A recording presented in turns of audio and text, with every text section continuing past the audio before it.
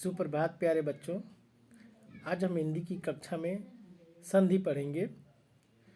संधि जो है शब्दों के अर्थ को समझने में काफ़ी महत्वपूर्ण भूमिका होती है संधि को। जब हम संधि शब्द नहीं समझ में आते हैं तो उसका विच्छेदन करके उसके अर्थ को निकालते हैं। और संधि जो है सामान्यतः कक्षा 9, 10, 11, 12 और सभी प्रतियोगी परीक्षाओं में पूछी जाती है। और कोशिश करेंगे कि संधि जो है सबको मिला के सबको साथ में पढ़ाया जाए। सबसे पहले हम देखेंगे कि संधि किसको कहते हैं, संधि की परिभाषा क्या होती है। तो देखिए, संधि का साधारण अर्थ होता है मेल। मेल माने मिलना। ये किस चीज़ का मेल होता है? ये दो वर्णों का मेल होता है। वर्ण मतलब अक्षर, जिसको आप अक्षर कहते हैं उसी को मेल वर्ण भी कहते हैं। ये दो वर्णों का मेल होता है और जो दो वर्णों के मेल से जो शब्द में परिवर्तन होता है, जो शब्द में परिवर्तन होता है उस परिवर्तन को से के परिणाम स्वरूप जो हमको प्राप्त होता है शब्द, और उस जुड़ाव को हम संधि कहते हैं। उस शब्द में जो जुड़ाव होता है वर्णों के द्वारा उसको हम संधि कहते हैं। तो दो वर्णों के मेल से जो परिवर्तन होता है उसे हम संधि कहते हैं। अब देखेंगे कि संधि कितने प्रकार की होती है। संधि 3 प्रकार की होती है। संधि नंबर 1 स्वर संधि, व्यंजन संधि और विसर्ग संधि। ये 3 प्रकार की संधियां हैं। अब इन संधियों का मतलब क्या है? स्वर संधि किसको कहते हैं, व्यंजन संधि किसको कहते हैं और विसर्ग संधि किसको कहते हैं? देखिए, स्वर संधि का नाम स्वर है। पहले तो हम समझ लें कि स्वर किसको कहते हैं, व्यंजन किसको कहते हैं। जो अ से लेके आ तक की जो मात्राएं अ, आ, ई होती है उसको हम स्वर कहते हैं। और व्यंजन क से ज्ञ तक होता है उसको व्यंजन कहते हैं। तो स्वर संधि स्वर से बनती है। इसमें स्वर और स्वर का मेल होता है। दो स्वर मिलते हैं तो स्वर संधि बनती है। और ये व्यंजन संधि में व्यंजन के साथ स्वर या व्यंजन दोनों जुड़ सकता है। क्योंकि दो वर्ण जुड़ना है तो एक पहला वर्ण व्यंजन होगा और दूसरा स्वर और व्यंजन दोनों हो सकता है। विसर्ग संधि में क्या है? पहला विसर्ग होगा और दूसरा स्वर या व्यंजन में से कुछ भी हो सकता है। तो ये तीनों प्रकार की संधियां हैं, 3 संधियां हैं। स्वर में स्वर जुड़ते हैं और व्यंजन में स्वर और व्यंजन या व्यंजन जुड़ते हैं। स्वर प्लस व्यंजन या व्यंजन जुड़ते हैं। विसर्ग में विसर्ग प्लस स्वर या व्यंजन जुड़ते हैं। अब देखिए, मुख्यतः संधि में क्या परेशानी होती है छात्रों को में 2 प्रश्न संधि से इस तरह के पूछे जाते हैं कि पहचानिए कि ये संधि कौन सी संधि है, या कहते हैं कि इस संधि का विच्छेदन करिए। अब संधि की सबसे पहले विच्छेदन करने से पहले पहचान जरूरी है। जब पहचान हम कर लेंगे तो उस संधि का हम विच्छेदन भी कर सकते हैं। तो सबसे पहले हम ध्यान देंगे कि पहचान कैसे करेंगे। पहचान करने के लिए कुछ ट्रिक बनाए हैं। उन ट्रिकों को ध्यान में रखेंगे और उस ट्रिक के आधार पे हम ये पहचान लेंगे कि कौन सी संधि कौन संधि किस प्रकार की है। अब देखेंगे, पहले हम पढ़ते हैं स्वर संधि। स्वर संधि 7 प्रकार की है, लेकिन ये सभी प्रकार की संधियां सभी को नहीं पढ़नी है। क्लास वाइज हमने बता दिया है कि किन बच्चों को क्या पढ़ना है। जैसे कक्षा 9 के छात्रों को दीर्घ संधि और गुण संधि, ये 2 संधियां पढ़नी है। कक्षा 10 के छात्रों को वृद्धि संधि और यण संधि पढ़नी है। फिर 11 के छात्रों को यण संधि पढ़नी है और पूर्व रूप संधि पढ़नी है और पर रूप संधि पढ़नी है।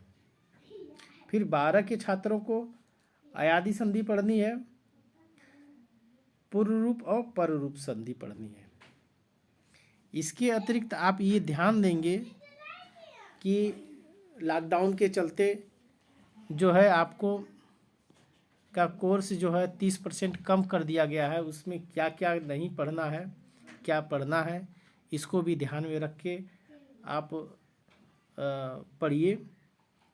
फिलहाल हम तो सम्यक रूप से सभी को प्रतियोगी छात्रों को भी पढ़ाने का प्रयास करेंगे इसमें, और अपने चाहेंगे कि छात्रों को भी लाभ हो। अब इसमें देखिए कैसे हम कौन सी संधि पहचानेंगे। देखिए दीर्घ संधि, ये जो दीर्घ संधि है, दीर्घ संधि की पहचान होगी कि समान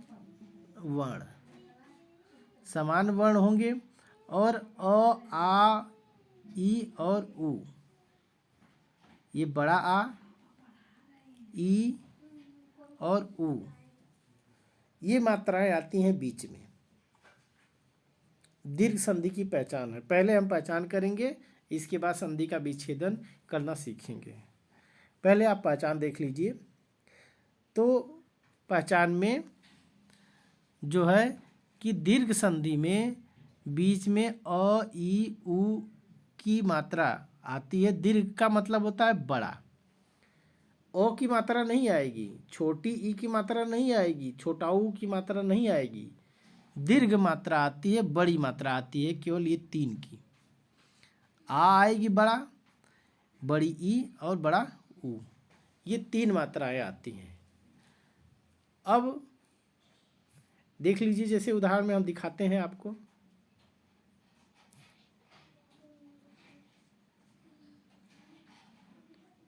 ये देखिए उदाहरण, दीर्घ संधि। दीर्घ संधि में अब आप देखिए यहाँ, ये दीर्घ संधि है, धर्मार्थ, आ की मात्रा है बीच में। फिर इसी प्रकार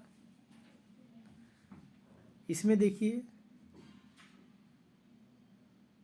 भग्नावशेष, ना में आ की मात्रा, परमा आ की मात्रा, रा में आ की मात्रा हो गया। और हर्षा तिरेक, हर्ष में आ की मात्रा, परमा वसरे, मुरारी में र में आ की मात्रा, रा में आ की मात्रा, तो ये बीच में आएगी मात्राएं। और देखिए उदाहरण देखिए, आ की मात्रा हो गई।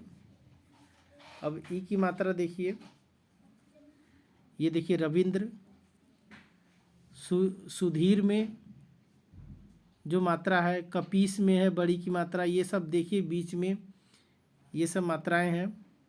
कपीस में, गिरीश में, मनीष में, क्षितिज में, नदीश में, नदींद्र में, महेंद्र में, रजनीश में, ये मात्राएं होंगी। अब देखिए ऊ की मात्रा देख लीजिए, ये बीच में देखिए ऊ की मात्रा आ रही है। लघुर में ऊ की मात्रा है, बधु में ऊ की मात्रा है, और री की मात्रा, ऋषि में बड़ी री। अब देखिए समान वर्ण, इसकी एक पहचान है, समान वर्ण। वर्ण समान होने चाहिए। समान वर्ण का मतलब क्या होता है कि इसमें देखिए लिखा हुआ है, इसका दीर्घ संधि का सूत्र है अकस्स वर्ण दीर्घ। अकस्स वर्ण, स मने समान, वर्ण मने वर्ण। वर्ण समान होने चाहिए, वर्ण समान होने चाहिए। वर्ण समान होने का मतलब क्या होता है कि अ के साथ अ रहेगा या अ का समान वर्ण आ है, अ या आ है, और जुड़ने पे आ ही बनेगा, जुड़ने पर आ ही बनता है। अब यहाँ देखिए, अ के साथ अ जुड़ता है तो आ बनता है। यहाँ देखिए, अ जुड़ता है तो आ बनता है सब। फिर ई आपस में जुड़ेंगी तो बड़ी ई बनाएंगी। इसी प्रकार ऊ जुड़ते हैं तो बड़ा ऊ बनाते हैं। सब बड़ा की ही मात्रा बन रही है, इसका मतलब ये जो है दीर्घ संधि है। मतलब बीच में यदि कहीं आ की मात्रा, बड़ी ई की मात्रा, बड़ा ऊ की मात्रा आ जाए तो आप उसको दीर्घ संधि कहेंगे। अब देखिए आगे, गुण संधि, गुण स्वर संधि। ये गुण स्वर संधि की क्या पहचान है, कैसे हम पहचानेंगे?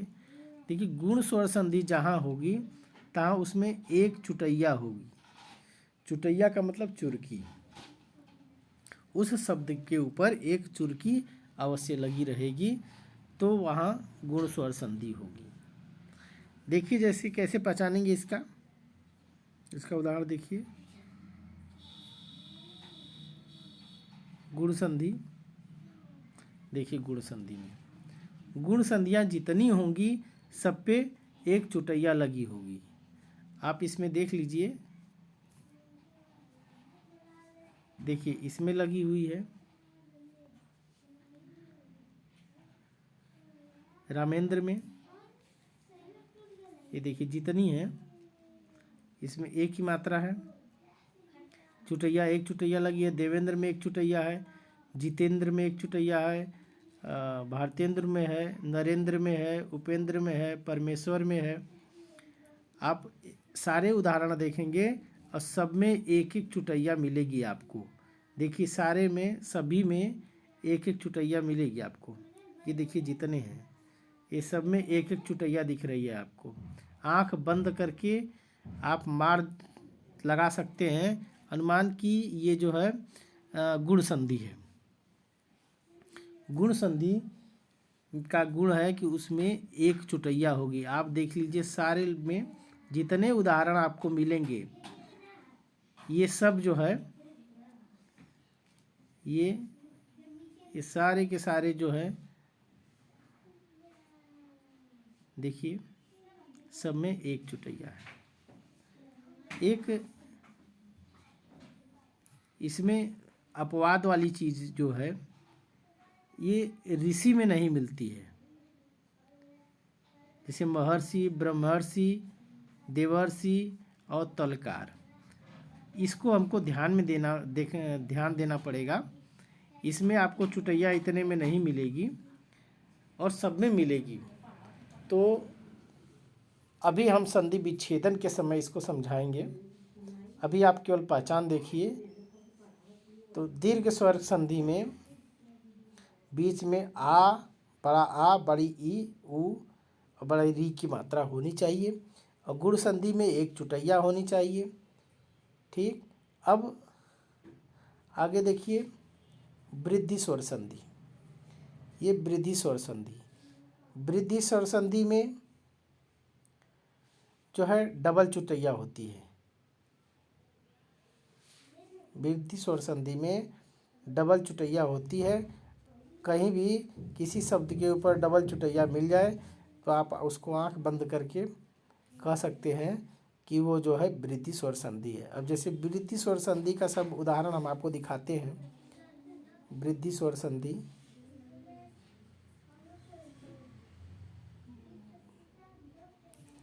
वृद्धि स्वर संधि का उदाहरण है, ये देखिए, ये वृद्धि स्वर संधि का उदाहरण। अब आप देखिए जितना मिलेगा आपको सब पे डबल चुटैया है। एक एक पे महेश्वरम पे, देवेश्वरम पे, तथैव पे, तदैव पे, महोत्सुक में, महोज में, महोत्सुकम में, तदैव यदैव, अस्मैव, बालिकैसा, जलौग में। अब इस तरह देखिए सब में औ की मतलब डबल चुटैया आपको मिलेगी। ये जितने उदाहरण हैं आप देख लीजिए, मैं दिखा रहा हूँ नीचे, आप इसमें देखिए सब में आपको डबल चुटैया दिखेगी। तो आप समझ गए कि यदि डबल चुटैया आपको मिलेगी तो वृद्धि स्वर संधि होगी। ठीक, अब आप फिर चलिए यहाँ देखिए वृद्धि स्वर संधि के बाद अयादि संधि, यण संधि। ये यण संधि है। यण संधि में क्या होगा, इसका आधा वर्ण और य व र ल, आधा वर्ण जैसे आधा म, आधा व, आधा त, आधा ल, ऐसे नहीं होता है। तो पहले आधा कोई सा भी वर्ण या अक्षर आधा होगा, फिर उसके बाद य आएगा या व आएगा या र आएगा या ल आएगा। ये बीच में होती है, किसी शब्द के बीच में होगा ये। अब आपको हम दिखाते हैं उदाहरण में, चलिए।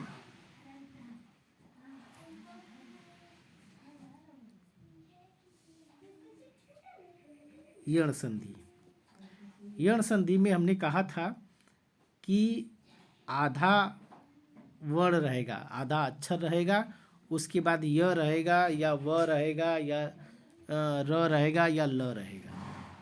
अब देखिए यहाँ पे, यहाँ आधा त और य है बीच में, क्या हुई, ये जो है यण संधि हुई। पहचान, आधा त और य यहाँ भी है, यहाँ देखिए आधा त य, और यहाँ यद्यपि। यद्यपि इस तरह लिखा जाता है, इसको तोड़ के देखेंगे तो य, आधा द, फिर य और पी, यद्यपि होता है। तो य के आगे देखिए यहाँ आधा द हो गया। यद्यपि को तोड़ के लिखा जाए तो इस तरह होगा, तो य के आगे आधा द हो गया, सूत्र पे सही बैठ रहा है।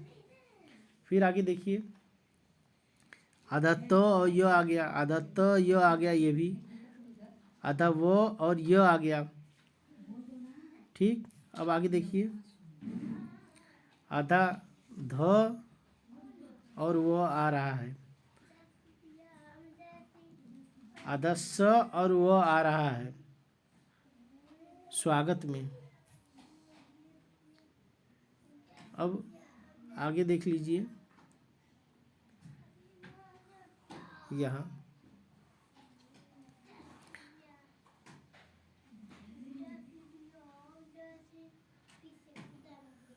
इसमें हमने बताया कि आधा अक्षर रहेगा और र भी रहेगा, ल भी रहेगा। तो र देखिए ये आधा र है, कुरुआ देश, ये आधा र, ये ऊपर ये वाला र है, ठीक, और इसके बाद ये वो है।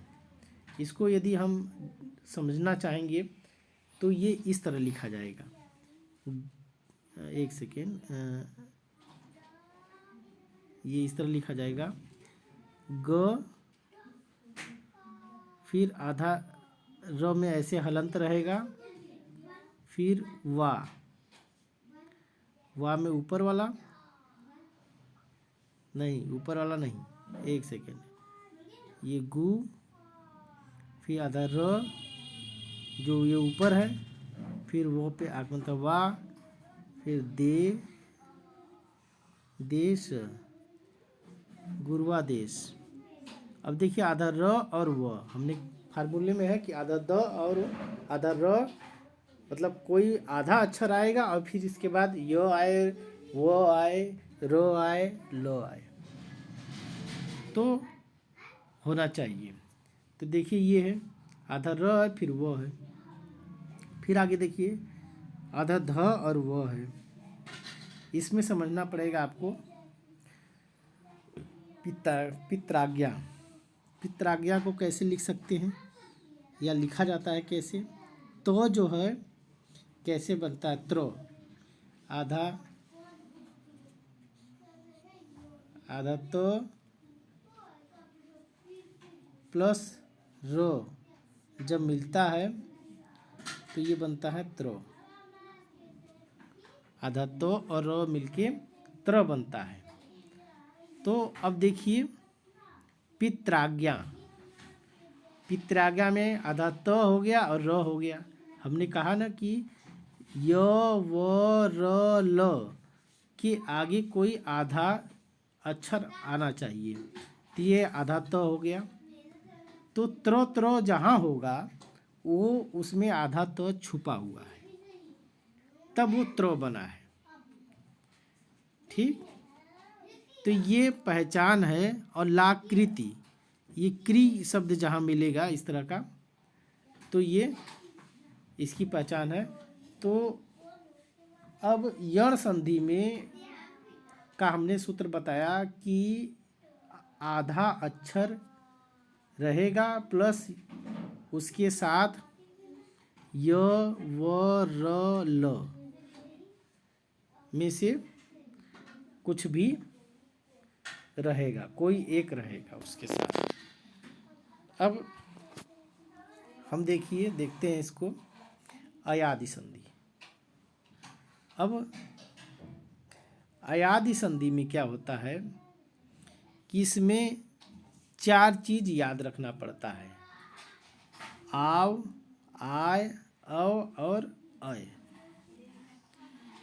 दो व वाला है, 2 य वाला है, और उसके साथ आ की मात्रा और अ की मात्रा है।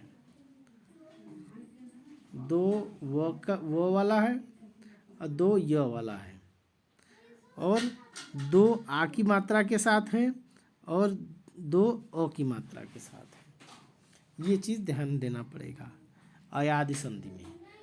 आव, आय, अव और अय, ये चीज़, और ये सभी हलंत के साथ हैं। अब इसकी पहचान के लिए हम देखेंगे। देखिए यहाँ अयादि संधि को, अयादि में अब देखिए ये आप जानते हैं कि किसी अक्षर, कोई अक्षर में अ शब्द छुपा रहता है।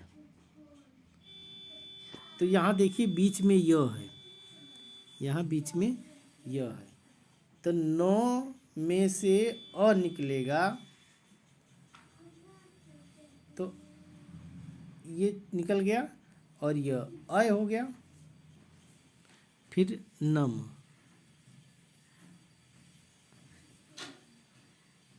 प्लस, तो 9 में से अ निकला और य के साथ जुड़ गया तो अय हो गया।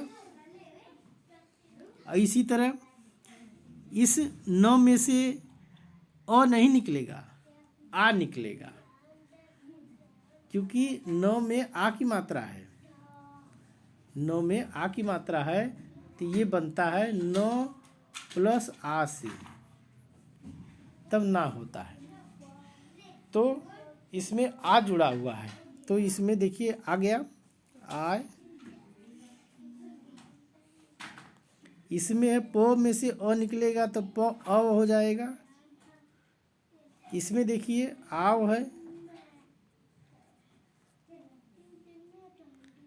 इसमें देखिए अय है, इसमें देखिए अव है, इसमें देखिए आय है, आव है, आव आव, वो पे ई की मात्रा है, इसलिए आव हो गया। ये गायिका में देखिए, गायिका में आय है। तो आप इसको देख के ये पहचान लेंगे बीच में आय, आय, अय, आव, अव, ये चीज़ें यदि आती हैं तो आप समझ जाएंगे कि वो अयादि संधि है। अब आगे चलिए। अयादि संधि के बाद पूर्व रूप संधि। पूर्व रूप संधि को पहचानना बहुत ही आसान है। इसमें एक सांप की तरह लगा रहता है जिसका उच्चारण अ की तरह करते हैं। ये इसको देख रहे हैं, ये अक्सर करके आपको किसी भी शब्द में सांप की तरह दिखेगा। डो जैसे बनता है उसी तरह का। जैसे इसको को अपी पढ़ते हैं, कोड़पी, अ का उच्चारण करते हैं। वैष्णो व, वैष्णो ये अ की तरह। तो जहाँ भी रहेगी ये संधि उसमें ये इस सांप की तरह दिखाई देगा आपको। अब आपको हम दिखाते हैं उदाहरण में। देखिए इसमें भी यही उदाहरण दिया है। ये देखिए, यहाँ देखिए सांप की तरह दिख रहा है जिसका उच्चारण अ की तरह करते हैं। इसको जो है, और इसी तरह देखिए विष्णु, इसमें भी दिया हुआ है। तो याद रखिएगा, ये पहचान है। ये यहाँ आपको लिख जाए कि जहाँ भी दिख जाए तो पूर्व रूप संधि होती है। इसको पूर्व रूप संधि कहते हैं। अब आप देखेंगे अगला पररूप संधि। पररूप संधि, पररूप संधि में उपसर्ग आप पढ़े होंगे कि उपसर्ग वे शब्द होते हैं जो किसी शब्द के साथ आगे लग कर एक नया शब्द बनाते हैं। उपसर्ग वे होते हैं जो किसी शब्द के आगे लगकर एक नया शब्द बनाते हैं जिसका कोई अर्थ निकलता है, तो वे उपसर्ग कहे जाते हैं। अब जब उपसर्ग होगा इसमें, इस संधि में उपसर्ग आगे अवश्य लगा होगा और उसमें ए की मात्रा होगी या ओ की मात्रा होगी। उसमें ए की मात्रा होगी या ओ की। जैसे यहाँ देखिए, यहाँ जो है प्रजेते में प्रो ये उपसर्ग है जिसमें ए की मात्रा लगी हुई है। हमने कहा कि उपसर्ग और उस पर ए की मात्रा नहीं तो ओ की मात्रा लगी हुई है। यहाँ देखिए उपोषति में उप जो है उपसर्ग है, इसमें ओ की मात्रा लगी है, तो उपसर्गों में ओ की मात्रा लगी होगी। अब आप समझ गए होंगे कि किसी को भी कैसे पहचानेंगे।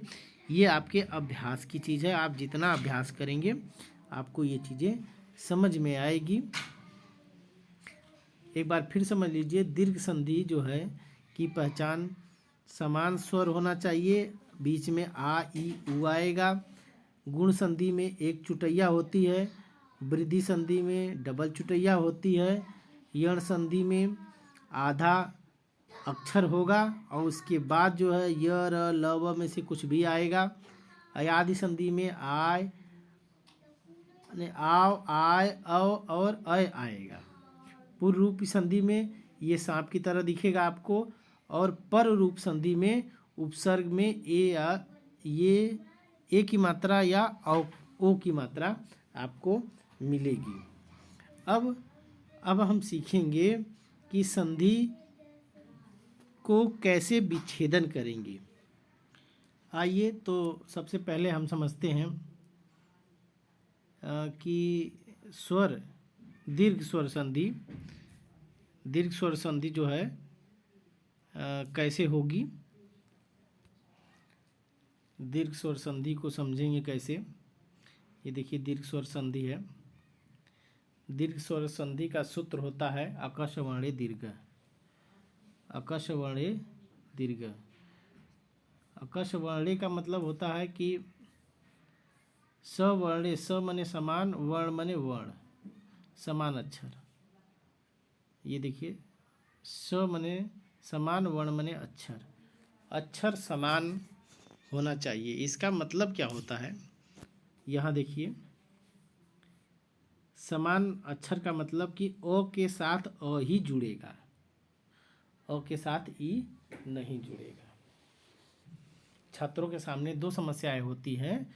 एक तो संधि को पहचानना, प्रश्न दो तरह के बनते हैं कि बताइए कि ये संधि कौन सी संधि है, या आता है कि इस संधि का विच्छेदन क्या होगा। तो हमने पहचान तो बता दी, आप पहचान जाएंगे कि ये संधि कौन सी है और उसका विच्छेदन कैसे करेंगे। अब देखिए अकश वर्णे हम बता रहे हैं, अकश वर्णे मतलब स्वर्ण समान वर्ण होना चाहिए।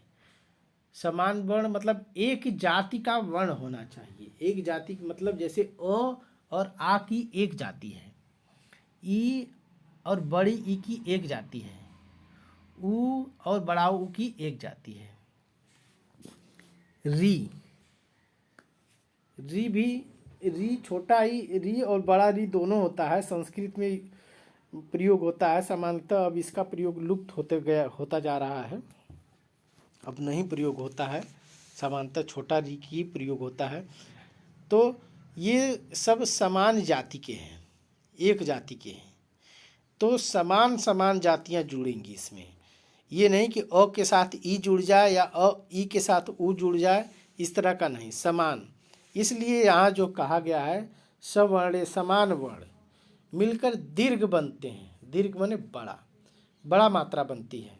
देखिए आ की मात्रा बनेगी, ई की मात्रा बनेगी, नीचे देखिए यहाँ ऊ की मात्रा बनेगी। इस तरह की मात्राएं बनती हैं, बड़ी बड़ी मात्रा बनती है।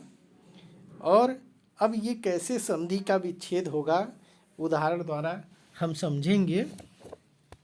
जैसे एक उदाहरण हम आपके सामने रखते हैं, यहाँ पर सूर्यास्त,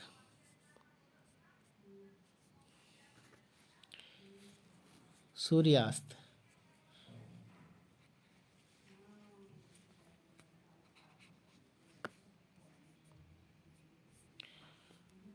सूर्यास्त का हम संधि विच्छेद कैसे करेंगे। अब देखिए पूछा जाएगा प्रश्न कि सूर्यास्त का संधि विच्छेद करिए, तो कैसे करेंगे। अब हम तोड़ने के लिए ये सोचेंगे कि ये कौन सी संधि होगी। तो बीच में आ की मात्रा दिख रही है, तो सोचेंगे कि हो सकता है ये दीर्घ संधि हो। तो दोनों शब्दों को तोड़ेंगे, सूर्य धन आस्त। अब हम सोचेंगे, तोड़ना इस प्रकार है कि इन दोनों का एक सार्थक अर्थ निकले, जिसका सूर्य माने सूर्य होता है, अस्त माने अस्त होता है, तो एक अर्थ निकलना चाहिए। अब देखिए तो यहाँ से हम अलग करते हैं, तो सूर्य हो गया, यहाँ से ये करेंगे तो अ की मात्रा, य में से अ की मात्रा निकलेगी। याद रखिए ये चीज़ कि कोई भी शब्द जो है बिना स्वर के जुड़ने से पूर्ण नहीं होता है। कोई अक्षर जो है, कोई वर्ण जो है बिना स्वर के जुड़ने से पूर्ण नहीं होता है, और जहाँ स्वर उससे अलग होता है वो अक्षर आधा हो जाता है। तो य में से जब हम निकालेंगे अ निकलेगा, इसमें से अ धन अ प्लस आ, सूर्य आस्त, सूर्य धन नहीं आ की मात्रा निकलेगी इसमें से, और फिर अ की मात्रा अस्त, सूर्यास्त। तो सूर्य धन आ की मात्रा और धन अस्त, ये निकला